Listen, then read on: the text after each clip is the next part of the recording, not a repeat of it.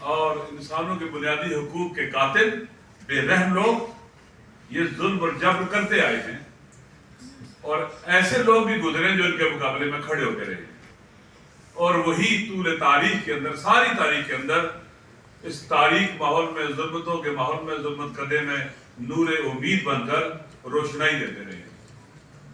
پاکستان کی سرزمین ایک ایسی سرزمین بن گئی ہے جہاں ہر طرف درد ہیں، دکھ ہیں، رنج ہیں، اور ایک ایسا خوشیوں کا قاتل ٹولہ، قانون کا قاتل ٹولہ، ظلم اور فساد برپا کرنے والا گروہ دیدہ دلیری کے ساتھ سب کے سامنے ان جرائم کا ارتکاب کرتا ہے، اور اس پر فقط یہ نہیں کہ شرمندہ نہیں ہوتا بلکہ انہیں مقدس نام بھی دیتا ہے، مقدس عناوین بھی دیتا ہے۔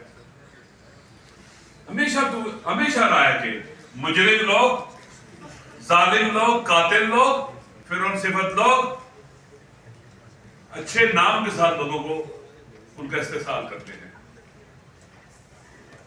لہذا جو غزہ میں ہوا ہے ایسے ہی ہوا ہے، ہر طرف ظلم ایسے ہی ہوتا ہے، تو پاکستان میں بھی ایسے ہی ہے۔ پاکستان میں آئے کرپشن ختم کرنے کے لیے۔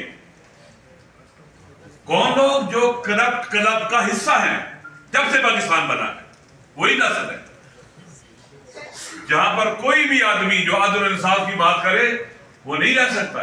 یہ ہمیشہ کرپشن کے جو تعفن ہے اس پہ زندہ رہ سکتے ہیں۔ ارشد شریف شہید سچ کہہ رہا تھا، حقیقت بیان کر رہا تھا۔ ان کا ایک پروگرام تھا، وہ کون تھا جو ظالموں کے چہرے سے نقاب اتار رہا تھا، اور ہمیشہ سچ کڑوا ہوتا ہے۔ سچ کو یہ ظالم لوگ برداشت نہیں کرتے، اور ان کا مقابلہ صبر اور ہمت سے ہی ہو سکتا ہے، امید کا چراغ جلانے سے ہو سکتا ہے۔ آج کا یہاں کا پروگرام اس بات کی دلیل ہے کہ ہم ارشد شریف کو نہیں بھولے، لیکن ارشد شریف کا راستہ بہت عام ہے، اس کا سفر بہت عام ہے، اس کا ہدف اور مقصد بہت عام ہے۔ وہ ان کے مقابلے میں اٹھا تھا جن کی شکل و صورت آپ کے سامنے ہے کہ پاکستان کے عوام کی امنگوں کے قاتل اور ظلم و ستم کرنے والے، اندھیروں کو رواج دینے والے قاتل صفت لوگ ہمارے اوپر مسلط ہیں، وہ ان کے خلاف اٹھا تھا، وہ پہچان چکا تھا ان کو۔ لہذا اصل یہ ہے کہ ارشد شریف کے راستے کو آگے بڑھایا جائے، ہم اس راستے پر چلیں۔ ان کی زوجہ کی، محترمہ کی باتیں سنی میں نے،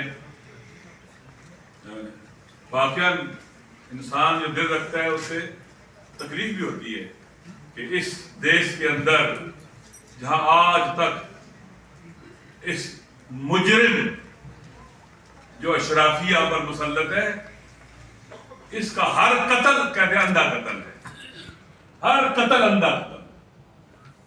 یہاں پرائم منسٹر بھی قتل ہوئے، شخصیات قتل ہوئی، لیاقت علی خان قتل ہوئے، قائد اعظم کے ساتھ جو کچھ ہوا، ان کی مشیرہ کے ساتھ جو کچھ ہوا۔ اگر اس ظلم کے خلاف خاموش رہیں گے تو پھر کل ہماری باری بھی آئے گی، اور جو خاموش رہتے ہیں ان کا نام مخالفوں میں نہیں، قاتلوں کے حامیوں میں ہوتا ہے۔ چپ رہنا بھی جرم ہے۔